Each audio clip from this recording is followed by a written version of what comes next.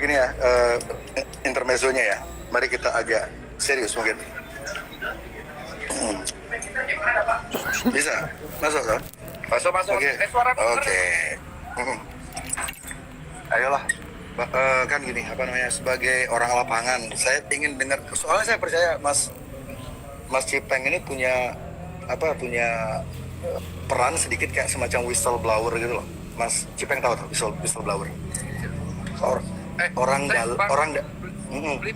Ini suaranya kecil banget. Gua pakai ini deh, pinjam headset bentar. Oh, ini kerjaannya CIA nih. Asik deh, harusnya pakai sound nih. Bentar, gua akan cari headset. Ada nggak? Saya 5 menit loh ini. Saya 5 menit loh bikin rambut ini buat Mas Cipeng. Jambulnya biar. Saya bukan touch-up dulu deh, rambutnya berantakan di sana. Jadi kita gini, jadian nih. Jadian. Bentar. Ini jangan ini ya, jangan ini. Ini diapain? Jangan ikut. Oke. Nggak tahu caranya juga nanti Mas. Aduh. Oke kawan-kawan, buat yang lagi santai, angkat gelasmu. Buat yang nggak minum, angkat tehnya. Jangan banyak-banyak minum teh. Ini suara saya serak karena 3 hari minum teh terus-terusan. Aduh.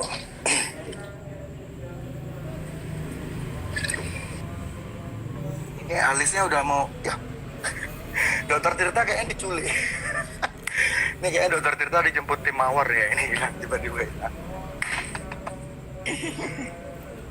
Yo bangun Bali subsidi petani. Mana gitarnya Mas?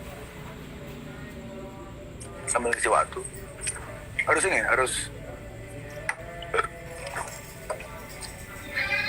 Wih. Mas Heru segidok ya. Mas Heru tumben kowe non. Sehat-sehat. Jalali. Oke, Dokter Tirta datang lagi. Saya mau ngamen. Bangun Bali subsidi petani. Kita semua. Oke, jancuk. Oh, sorry, Cok. Gak apa-apa kalau di Bali jancuk itu naskleng. Musik, DJ. Ini DJ itu ini mabuk ya. Mas Ade, nama DJ-nya DJ Sadik. Dengar nggak? Udah dengar nggak? Oke, ini enak. Oke, ini enak.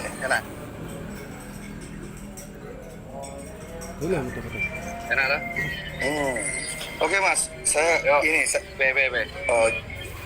kawal tadi toh. Jadi saya pikir Mas Cipeng ini punya sifat sedikit kayak semacam whistleblower. Whistleblower tuh orang dalam yang sering mengeluarkan statement yang di instansi itu mereka tidak keluarin gitu demi banyak pertimbangan. Jadi Mas Cipeng saya lihat sih sering mengeluarkan informasi-informasi yang tidak dikeluarkan oleh institusi resmi. Jadi saya ingin Mas Cipeng coba bercerita, dari kacamata yang Mas Cipeng, saya ingin tahu di lapangan tuh kayak gimana Mas? Jadi kalau beli nih gini nih. Ini ngegas lah biasa aja nih. Aduh, saya nggak ada alasan buat ngegas. Ntar kamu ngomongnya agak. Bener kan, orang ngegas ketemu ngegas jadinya biasa aja jadi ya, netral. Nanti kalau Mas ada yang ngomongannya mungkin saya anggap kurang masuk akal, mungkin saya ngegas. Tapi kayak enggak sih, soalnya Masnya kelihatannya baik ya mukanya. Muka baik, fuckboy asuh. Oh, kamu fuckboy? Orang tuh artinya fuckboy sampean tuh pasti kan. Alhamdulillah udah bertobat Ya, sekarang. Jadi di era saya nggak ada istilah fuckboy. Dulu namanya Angelo. Oke Mas, silakan Mas. Oke. Jadi lagi simply. Jadi kalau yang kesempatan di lapangan itu yang nggak disorot sih yang pertama adalah yang aku lakuin sih itu tingkat kelelahan tenaga medis. Bukan begitu ya?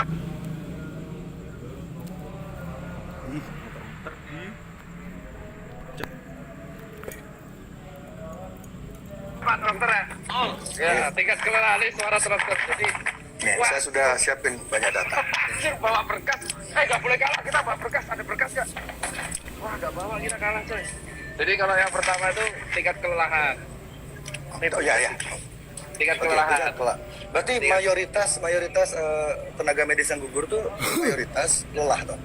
Nah bukan, kalau yang gugur kemarin itu, gua kemarin baca sih. Kalau yang di lab kan lu tanya, Mas beli kan, Mas beli itu piye itu? Beli aja. Jadi Mas C kan tanya yang di lapangan kayak apa. Yang pertama tuh jujur hampir banyak orang yang anak muda tuh kelelahan kalau yang muda. karena kan yang kita kan di garda depan, garda terakhir sih. Dan kedua tuh Sudah banyak terakhir pasien ya? nggak jujur, iya nggak jujur. Ah. Banyak pasien nggak jujur. Dan Dalam yang ketiga, dalam konteks apa mas nggak jujurnya itu? jadi nggak jujur mereka ini rata-rata tuh mereka ada gejala COVID, pernah mereka datang ke tempat COVID tapi nggak mau ngaku karena jujur mereka tertekan. Nah jadi kalau omongannya psikologi itu memang benar karena mereka tuh tertekan nggak mau ngaku. Mereka karena tertekan mereka nggak mau ngaku karena takut di sinis, takut di stigma, Iya, ya kayak stigma betul. kita ke HIV lah. Nah yang ketiga yang jarang banget kesorot itu adalah selain APD ya, kalau APD orang udah pasti tahu lah, APD pasti nggak tahu. Itu banyaknya media-media yang memplesetkan statement dokter sih. Dibawa ke arah mana mas? Ada mengikuti narasi tertentu nggak? Kalau yang paling parah sih kemarin sih, itu kalau nggak salah ketua ID ya, Pak Daeng ya. Ketua ID, Pak Daeng, ketua ID, ketua PBD itu kemarin kan sempat diwawancara oleh salah satu media. Bagaimana bentuk distorsi informasi yang nyampe ke publiknya? Coba Kalau jelaskan. pada waktu itu sih, kalau nggak salah ketua PBD kemarin Dr. Daeng itu mengatakan, kalau nggak salah ya, itu dia mengatakan kalau tes massal itu nanti yang kemungkinan kecek itu akan banyak, jadi hasilnya bisa meningkat. Tetapi tiba-tiba di beberapa media tertentu itu digoreng seolah-olah ini mengatakan 1.000 jenazah dan akhirnya dibetulin dan akhirnya kami para dokter dihujat walaupun akhirnya kedepannya ketua ID klarifikasi bahwa itu framing dan akhirnya diklarifikasi bahwa kami nggak pernah ngomong kayak gitu. Nah jadi kami itu rata-rata kalau kemarin statement takut karena semenjak kejadian itu jujur kita takut dipelintir. Karena aku juga pernah dipelintir juga kan omonganku. Nah, tapi kalau kita itu udah posisi kelelahan, under pressure. Nah, kalau yang gugur, jujur aja dari 35 yang gugur, kalau nggak salah dari 35 ya.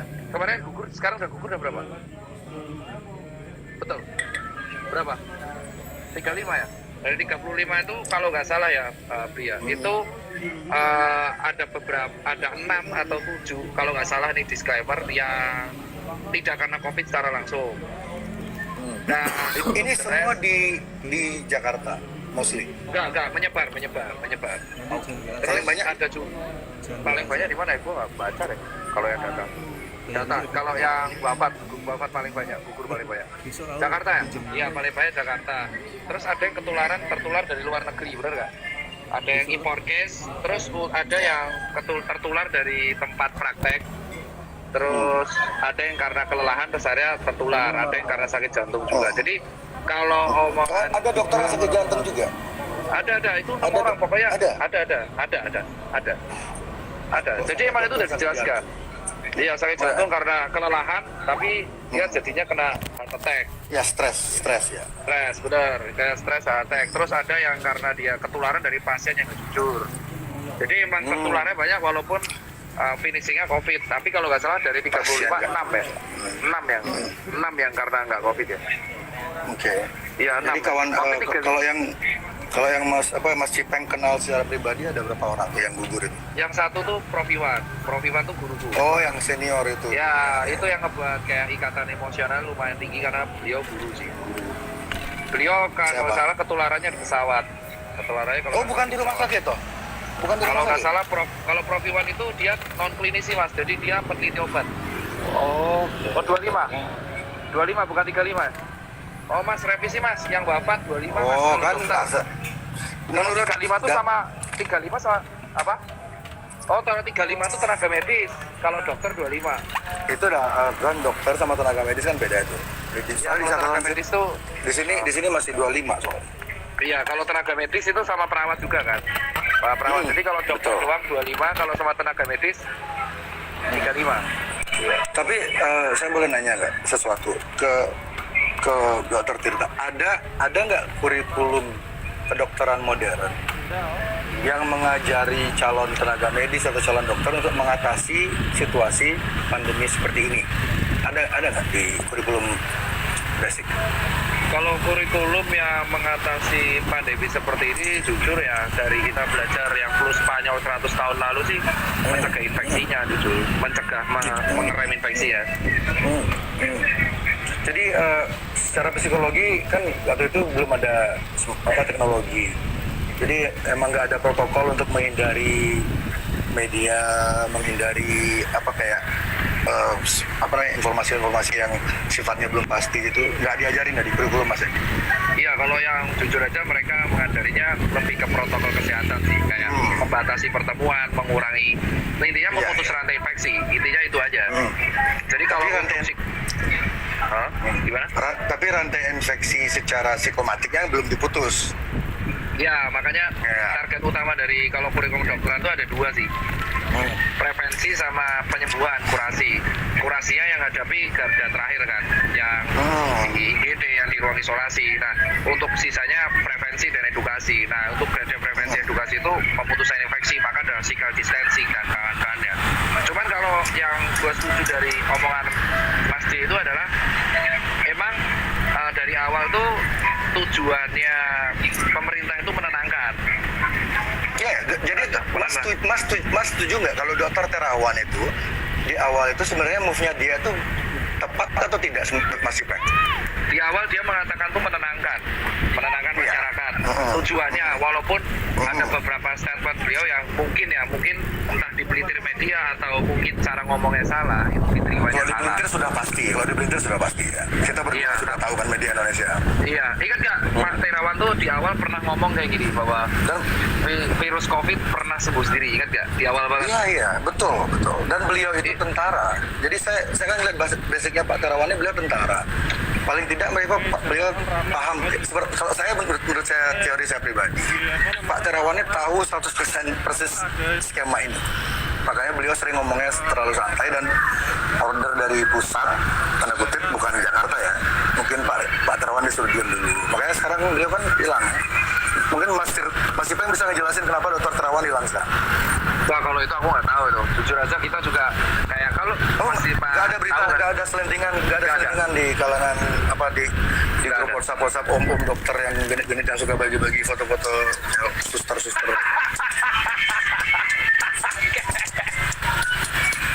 Nggak ada. Oh, kayak nggak pernah aja kan. Memang grup WA tidak pernah masuk grup WA siapa nih? WA aku udah pasti. Mas, umurnya Mas Ipeng berapa umurnya? Aku separuh umurmu Mas, aku 28, dirimu 50 kan. Pacing. Masnya baru 28. Oke. Dirimu 40 kan. Kalau bahasa Inggrisnya gini, Mas tuh kayak wine. Makin tua tuh makin gak ada yang beli karena mahal. Dirimu laku tuh. Aku 43 Mas, weh. Wong Jember istriku loh. Oh iya makanya. Jember. Iya bos. Itu. Jember campur itu keju-keju. Mas Ipeng udah berkeluarga loh? Iya. Di Jakarta semua keluarganya? Enggak ada. Kalau aku kebetulan jujur aja ada. Nggak ada kebetulan Mas. Di dunia ini nggak ada yang kebetulan. Pinter juga kok ya. Kalau aku anak ada di Jogja anak. Oke. Nggak perlu dijelasin banget. Soalnya saya takut dicari orang-orang pedofilia nanti lokasi anak-anak. Enggak, soalnya gerakan pedofilia nanti di ujung pembicaraan ini kita akan menuju ke sana. Dan ini ada korelasinya dengan COVID ini. Nanti saya cerita ke sana. Ini masih panjang ini. Nanti ini ada hubungannya. 2 jam cukup di 2 jam, makanya ini kayak gini nih. Kurang sih. Kalau stok saya sih ada untuk 3 tahun sih. 3 tahun bos ini. Oke. Saya Pokari ya di sini. Oke, Mas Ipeng. Oke, tadi kita tuh Bahas pertama itu. kali ngomong tentang ini ya, tentang gugurnya tugas medis. Kan waktu itu saya bikin statement waktu Pilpres kemarin itu ada ratusan ya yang meninggal ya Pilpres petugas di pemungutan suara, dan itu nggak jelas kan sebabnya apa, terus beritanya juga simpang siur. Itu saya pikir ya itu kan sebuah konspirasi. Itu kita sepakat nggak kalau kematian wafatnya petugas TPS waktu itu di Indonesia adalah sebuah konspirasi? Itu sepakat nggak, Mas? Kalau Mas Firman, konspirasi sama apa aku nggak tahu. Cuman kalau wafat saya? Konspirasi politik. ya bisa jadi. Konspirasi politik di Indonesia. Ya bisa jadi karena wafatnya banyak banget ya, dan pahlawan itu. Dan beritanya nggak ini kan, nggak jelas, kayak ada sesuatu yang kayak menghalangi orang-orang tahu apa yang sebenarnya terjadi. Itu nggak perasaannya Mas Pilpres kemarin? Ya, Masnya milih siapa? Apa? Masnya milih siapa kemarin? Kalau aku pada waktu itu jujur aja Pak, nggak sempat milih Pak, karena di Jakarta saya. Saya dapilnya di Jateng Pak. Sama. Saya waktu itu Iya. nggak bisa milih soalnya barangnya bagus banget mas. Males milih. Keduanya bagus jadi saya nggak milih, saya di rumah aja. Saya nggak bisa milih karena saya di Jakarta, dapilnya di Jateng ya wes. Oke. Tadi balik ke yang kematian petugas TPS itu jadi kita sepakat apa enggak nih kalau itu sebuah ada konspirasinya kasus itu? Jujur aja kalau di kasus KPPS itu kan kelelahan semua. Kalau dari jumpa pers, bener nggak sih? Kalau yang KPPS yang kemarin itu kelelahan semua ya? Iya, betul ya. Kelelahan ya, tapi kan ya Iya. ada, kita nggak tahu ya tuh diotopsi apa enggak ya. Ya jujur aja, ya tahu sendiri lah maksudnya. Iya, angkanya juga belum tentu segitu kan? Mungkin di bawah, Bisa mungkin di jadi, atas. bisa enggak. Kayak Nah, gitu. ya maksud saya ingin ngebawa Mas Tirta ke mindset itu loh. Jika untuk skala lokal, nasional Indonesia, konspirasi kayak gitu bisa terjadi. Itu kasusnya siapa? Ibu Sarumpait yang hampir mengelabui kita dengan Kalau itu jelas oplas. itu. Ya, Kalau itu kan konspirasi. Benar-benar. Itu maksudnya gitu.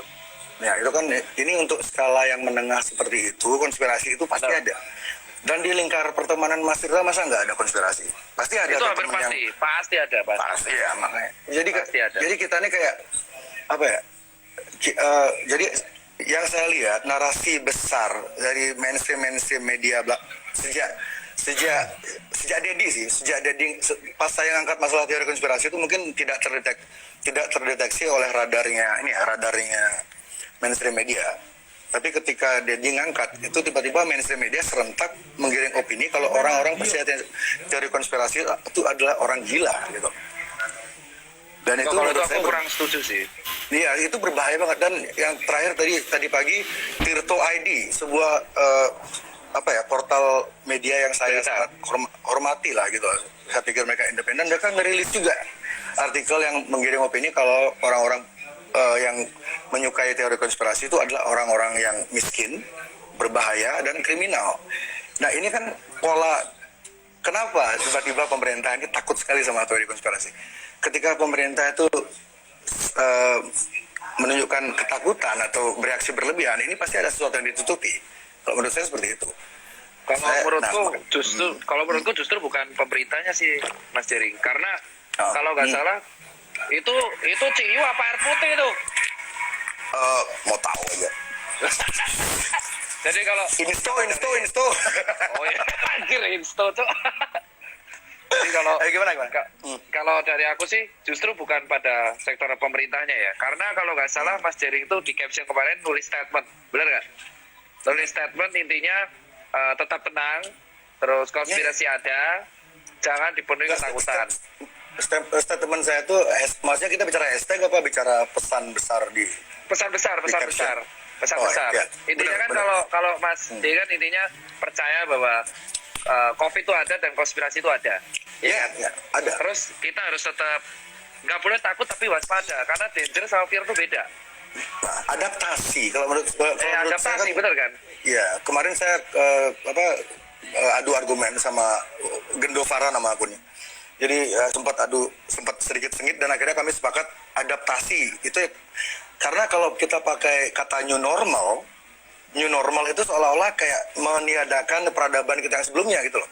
Banyak nilai-nilai yang sebelumnya hilang. Kalau adaptasi nilai lama tuh masih dipegang, cuman caranya agak beda gitu.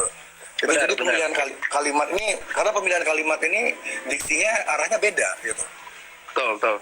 Oke, jadi tadi Mas Cipeng mau ngomong apa? Jadi kalau aku yang saya itu adalah malah menurut dugaanku tuh konspirasi itu ada untuk meningkatkan awareness. Aku setuju kalau soal itu karena ada beberapa statementmu yang setuju. Tapi kalau statementmu yang satu-satunya aku nggak setuju itu cuma satu, Mas. Intinya itu yang mengatakan satu gimana sih? Kamu udah bilang satu. Oh ya satu-satu cuma satu. Nggak efektif banget sih jadi dokter. Ya satu-satunya. Gila tuh. Silakan ayo. Jadi kalau data nih. Satu nih, pokoknya satu doang. Itu soal penyebab kematian, itu doang. Karena kematian itu yang terjadi di tenaga medis itu nggak ada yang kelelahan. Mas Cipeng yang nggak setuju yang mana? Yang statement saya mana? Statementmu yang di caption yang ya sebenarnya yang mana? pertanyaanmu kan yang bisa yang mana karena itu? bisa jadi karena kelelahan atau Oh, iya. kelelahan. Ya itu. Karena Kurang setujunya kalau di mana? Tiga setujunya Jancu. dari 3 Cuk. Dari 35 Kurang setujunya kan di mana? 25 diantaranya dokter. Nah, 25 dia dokter, itu ada yang jantung langsung, ada yang ketularan Iya. pasien COVID cara karena dia nggak jujur, Ya, ada beberapa yang kelelahan. Jadi emang imbang, tapi emang sebagian besar finishernya COVID. Tapi yang kelelahan ada gitu. Tapi ini finisher dalam maksud Mas ketika Mas Cipeng bilang finisher tuh jadi kalau mereka nggak kena COVID walaupun mereka kelelahan seperti itu mereka masih ada chance untuk survive maksudnya. Iya betul, masih ada Cium. chance. Yakin? Yakin, tolong yakin, insya Allah. Ini ada kajian medisnya nggak itu? Kalau orang Nah kalau Ya. kalau orang sakit, misalnya orang sakit jantung, Bebe mah di terus bebe lama. Kalau dia jantung- meninggal, ya kalau terus dia jantung, meninggal, iya, terus kebetulan ada beberapa. dia punya corona kan. Jadi anggaplah corona itu seperti apa ya? Kita pakai analogi yang gampang ya, analogi yang lebih gampang orang visual gitu ya. Karena corona ini kan nggak kelihatan ini. betul, Jadi kita pakai apa yang kelihatan jerawat ya.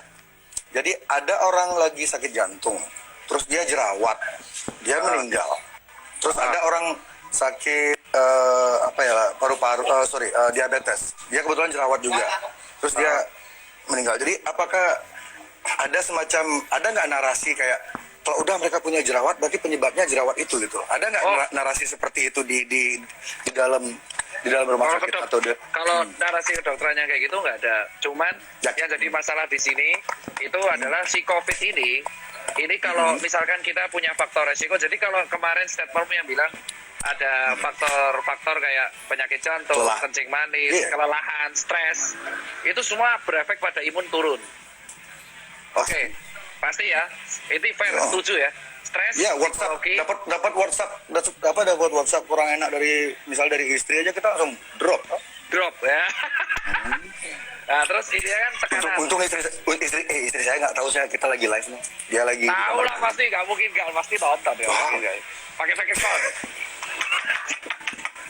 Oke Mas lanjut Mas. Ayo. Oke lanjut ya. Jadi Enak juga ngobrol kayak gini nggak?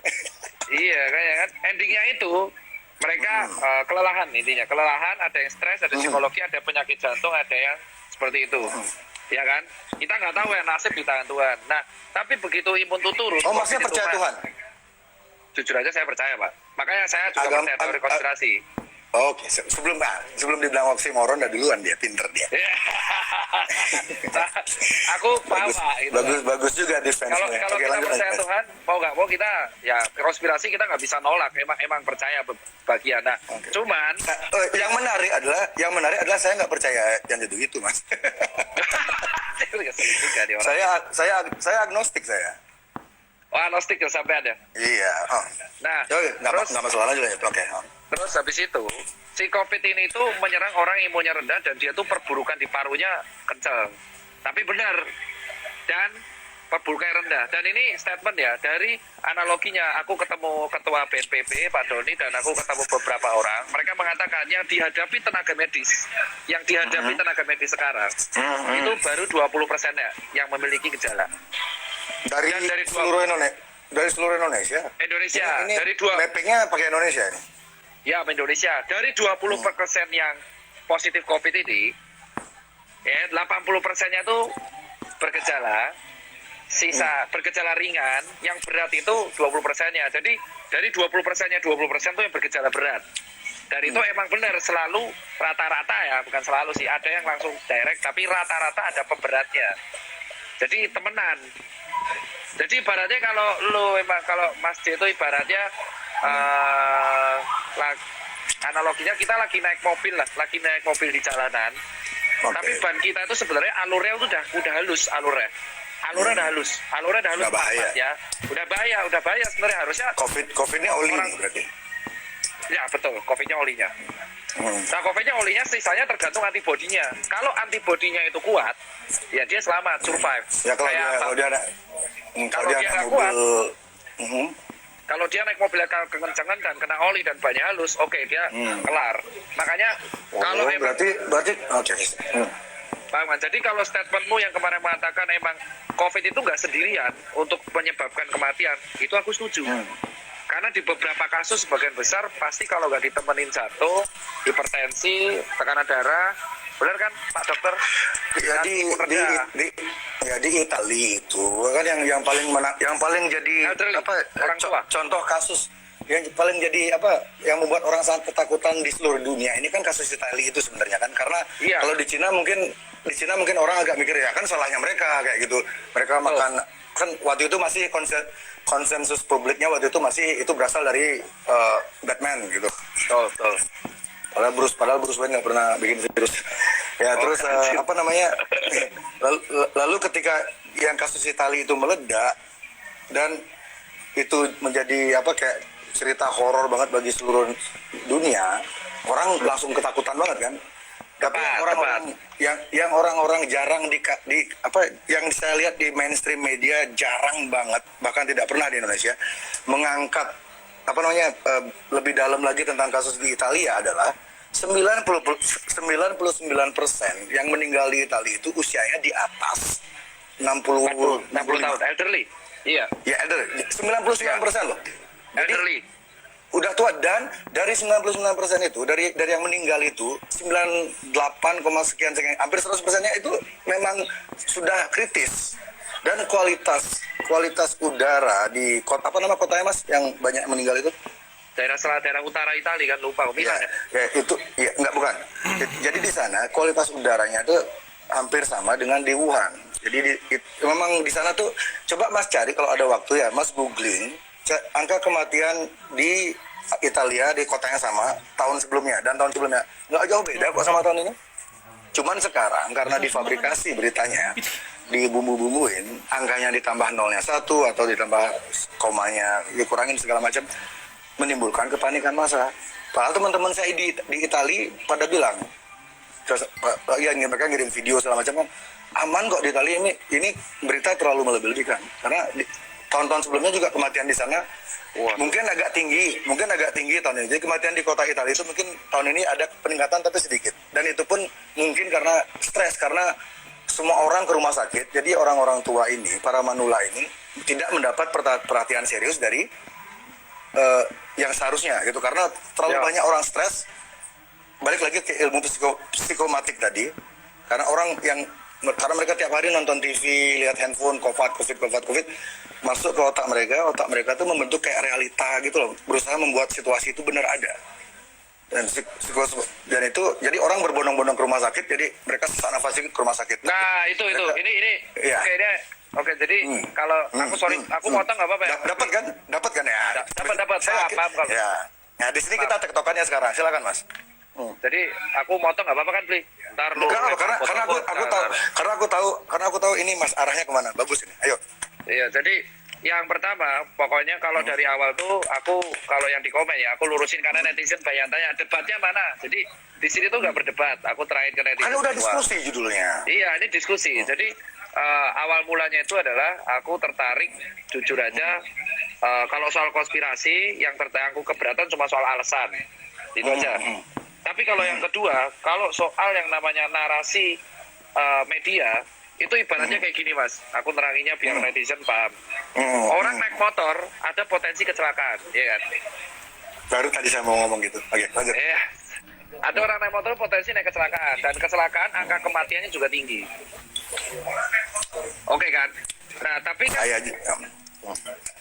iya kan, gitu. Kan kalau misalkan kita naik motor, kita kan pasti kecelakaan, dan kecelakaan di sebuah nggak pasti. Tadi masnya jangan bilang pasti. Enggak, kemungkinan tinggi, ya kan, bisa mati. Dan angka kecelakaan saya dulu sempat lama kerja di media soalnya Mas, jadi saya hati-hati ngomongnya. Terus yang terjadi adalah, tapi kalau kita naik motor belum tentu kita mati kan. Kalau kita pakai helm dan kawan-kawan. Kamu kemarin naik motor deh? Masih hidup? Teman saya naik motor masih hidup. Kapan mati? Anjir, amit-amit Cuk. Nah orangnya nggak ada, itu imajinatif kan. Lanjut Mas. Nah kalau yang Mas Cipeng ya. Kalau misalkan yang terjadi di COVID itu seperti ini, orang COVID itu berbahaya, danger, emang ada, bener, resiko ada COVID. Yang paling penting adalah orang kalau kena COVID belum tentu mati, bisa selamat. Nah 99%. Nah narasi selamat ini yang nggak digoreng. Ini yang jujur. Itu dia. Jadi narasi itu selama kenapa ini yang saya digoreng. ini kenapa saya mau melakukan ini live Instagram ini sama Mas Ipeng, karena saya tahu Mas Ipeng itu arahnya ke sana. Ini kayak ini kita nih musuh kita berdua sama. Iya emang COVID loh, COVID dan jujur aja. COVID Makanya aku dan bilang, narasi, ya narasi. Emang, COVID kan udah musuh bersama ini. Ah. Saya berdua yang akan kita dalami di sini ini. Kenapa seolah-olah ada narasi harapan itu dikubur, ketakutan itu dipupuk. Jadi ketakutan padahal harapan tuh ada di mana-mana kalau masyarakat mau mencari. Tapi kan sayang masyarakat kadang-kadang nggak tahu akses untuk mencari. Ketika mereka mendapat artikelnya bahasa Inggris, masyarakat nggak ngerti. Jadi ketika mereka mau nanya ke teman-temannya yang pinter, teman-temannya yang pinter tuh udah kemakan narasinya. Misalnya narasinya si Najwa gitu udah, ya aduh kita ikutin aja lah apa kata media segala macam. Susah tuh. Kan orang-orang yang anti teori konspirasi ini kebanyakan dari menengah ke atas. Kalau kita jujur ya. Betul. Orang-orang yang tidak setuju sama teori konspirasi ini kebanyakan orang-orang yang sudah nyaman. Jadi mereka tuh pikir ngapain sih kayak gitu-gitu dipikirin, udah yang penting hidup kita tetap di bubble yang sama itu, di gelembung itu gitu. Mereka nggak mau jauh-jauh. Otoritas bilang A, C. Ya. Jadi ini menggoreng itu ya, yang sembuh-sembuh itu ya, penggorengan itu ya. Betul. Jadi terus aku jujur aja kalau yang kita di sini tuh ada beberapa kelurusan dan kesamaan, ya kan. Nanti aku bakal bilang yang nggak setuju di Mas J pasti ada juga, dan pasti ada beberapa yang nggak setuju di aku. Harus gitu Mas. Sini, kita kesimpulan sama nggak? Kenapa kok orang stigmanya negatif banget sama COVID? Sampai pasien nggak jujur. Sampai pasien itu takut banget ngaku. Nah, ini kesalahannya siapa itu ya? Ini bener kan? Saya tidak suka bukan hobi saya nyalah-nyalain orang, tapi ini kan bukan masalah saya pribadi ini. Ini menyangkut kehidupan satu negara, mungkin satu bumi mungkin ya. Ini yang memelihara environment, yang menciptakan environment ketakutan luar biasa ini terhadap hal yang sebenarnya kesempatan untuk pulihnya tuh gede banget, itu siapa, Mas? Jadi kalau yang meninggalkan ketakutan ini, ya kan, terlepas dari alasan-alasan yang ada, tapi kalau kita seperti ini itu adalah yang menyebabkan satu, pasien nggak jujur, terus yang menyebabkan jenazah sampai ditolak, ya sampai jenazah ditolak, sampai sendiri, aku ngerasain sendiri, itu Mas, fatal. itu kemarin pilpres kemarin aja beda pilihan, jenazah ditolak. Ini kok heran sih COVID ditolak. Iya, masyarakat kita tuh ya gitu. Sampai ya makanya sampai aku ngerasain sendiri, Mas, sampai aku tuh pulang ke komplekku aja, aku sempet mau diusir, Mas, dari komplek. Mas, kalau di Bali jangan bilang komplek, Mas. Kenapa, Pak? Itu tempat prostitusi. Wah, sok sih itu orang serius. Kalau Mas ngomong ke orang-orang di Bali, saya mau ke komplek ya, udah ketawain Mas kalau sama orang Bali ngomong. Coba tanya Yuda CT lagi nonton ya. Yuda komen dah. Dia jualan coba emang dia. Komplek di Bali daerah prostitusi. Ya. Gini ya, coba nggak punya teman orang Bali toh? Ada. Punya. Kita belum temenan. Oke. Kita mungkin nggak temenan di akhir diskusi ini. Nah, jadi Mas. Jadi Mas ini. Kalau aku lanjutin. Dari sini tuh semua emang narasinya tuh harusnya dibangun dari awal tuh positif. Iya kan? Pertama kali itu aku masih ingat Pak Terawan itu ketika jumpa pers pertama kali.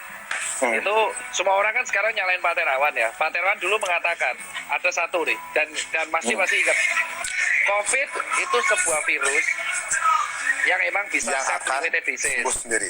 Betul. Iya, tapi beliau lupa mengatakan selanjutnya kalau nggak salah harus ditambah dengan kayak dirawat, bed rest, nutrisi dan teman-temannya lengkap. Jadi, pokoknya makan enak dan kawan-kawan. Pak Terawan itu terlalu santai dia ya. Ya kalau ngomong di media dia ya kayak orang ngobrol gitu loh. Tahu nggak sih kalau orang ngobrol tapi memang seharusnya tahu nggak sih kalau orang ngobrol tapi memang seharusnya iya sih. Harusnya lengkap kan, karena kan kita berhadapan sama media, dan beliau itu ngomong kalau nggak salah virus itu self-limited disease, dan kalau dikasih nutrisi dia bisa sembuh kalau makanan cukup dan ditolong dengan obat-obat sintomatik. Nah, tapi kita lihat yang beredar di media apa judulnya? Ya, ya karena itu loh, itu yang pertama, dan akhirnya narasinya kayak seolah-olah kita meremehkan.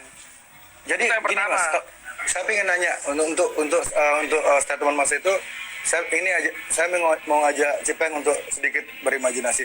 Misalnya yang ngomong seperti tadi, seperti Pak Terawan tadi itu ya persis omongannya sama, substansinya sama. Misalnya yang ngomong, misalnya contoh Najwa Shihab, apakah masyarakat akan menganggap itu sebuah lelucon? Tidak, jujur aja. Aku berani, benar. Ya berarti ini bukan tentang message-nya sebenarnya kan? Ini ya, tapi tentang figur yang ngomong. Tentang ini kan visual berarti kan? Tentang visual keterikatan emosi. Aduh, Pak Terawan tuh mukanya terlalu kayak menteri biasa sih.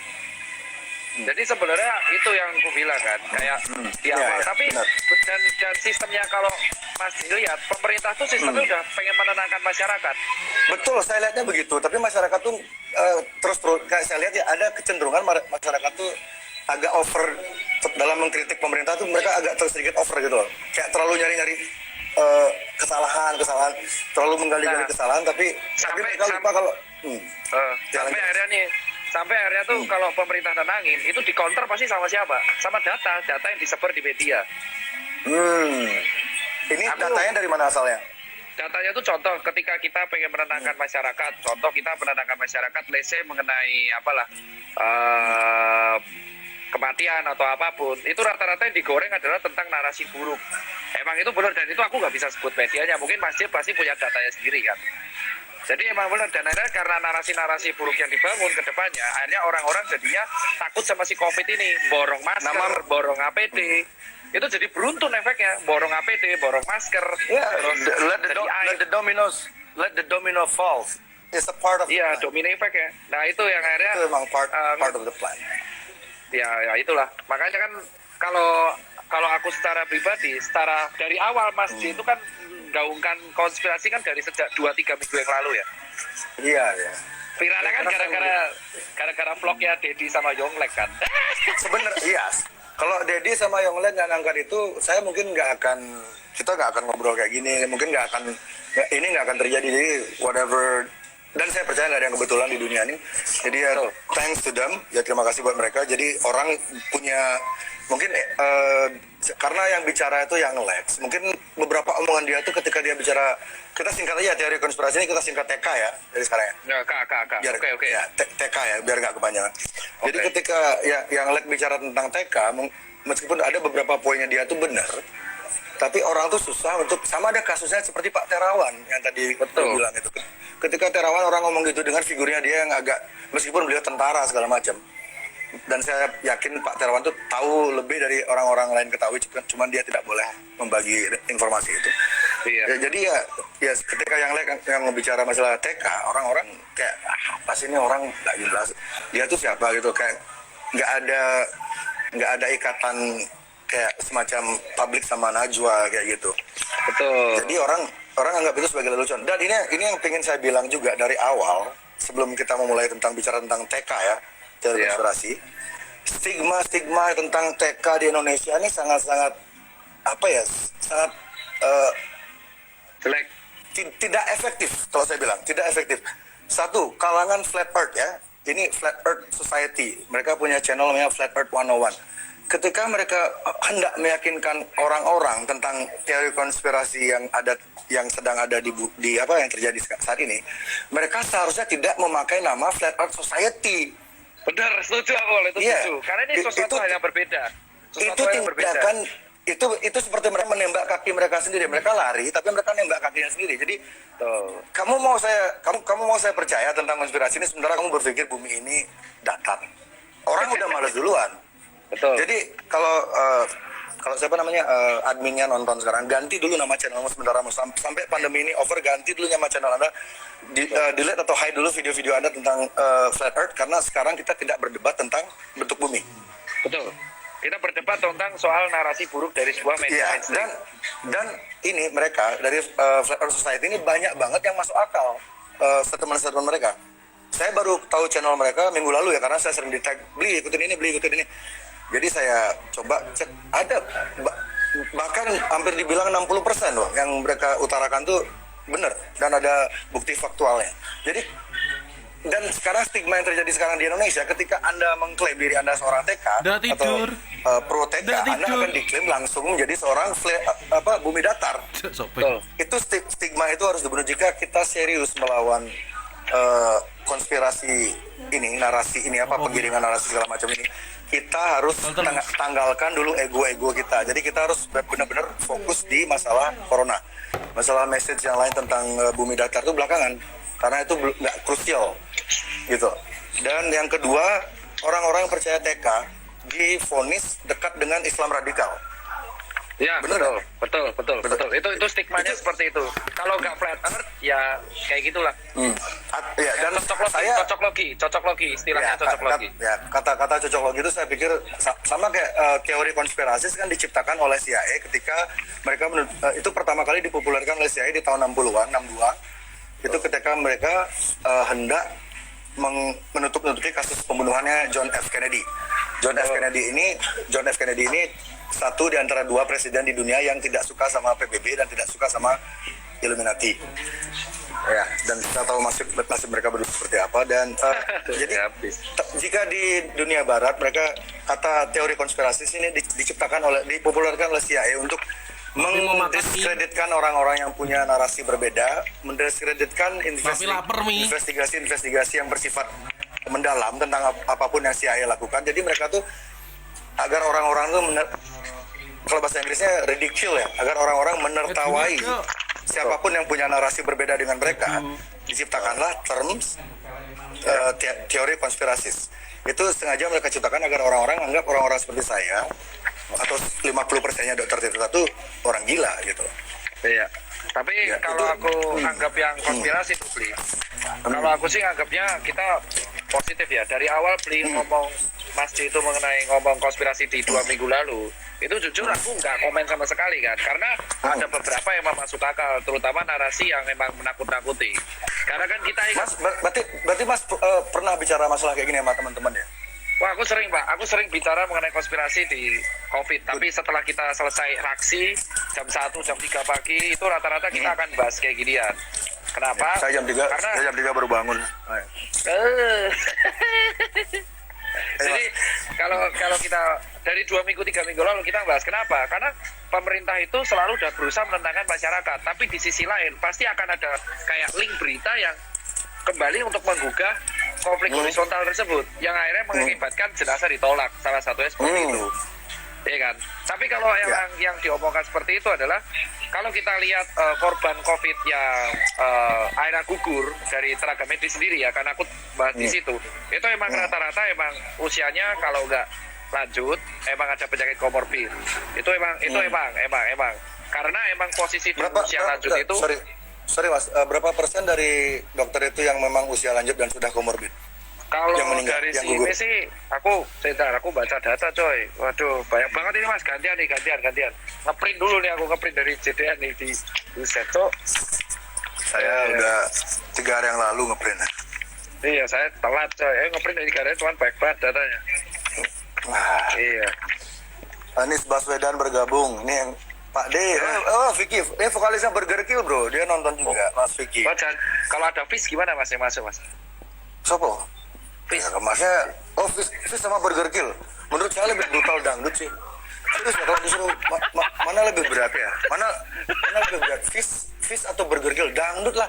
Coba kalian lihat statistik yang meninggal kena bacok di konser dangdut berapa dibanding konser lain, ayo. Mau terasa sampai ke basuku nggak kena bacok ya masih hidup. Kalau terasa sampai ke ginjal kena celurit itu baru berbahaya musiknya itu. Iya. Ini pasien semua nih. Ini nakes ya.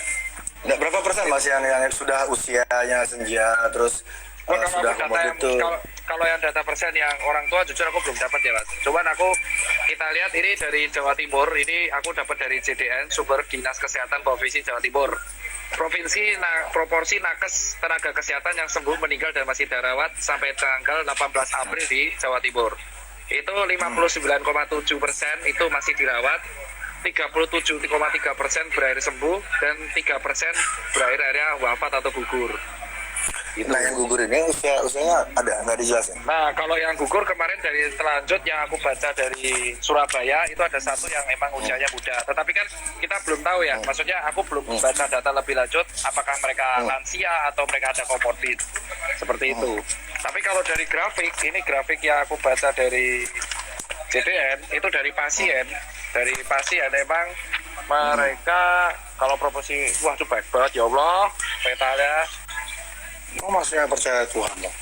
Iya benar. Nah, kalau Saya juga percaya, cuma namanya semesta.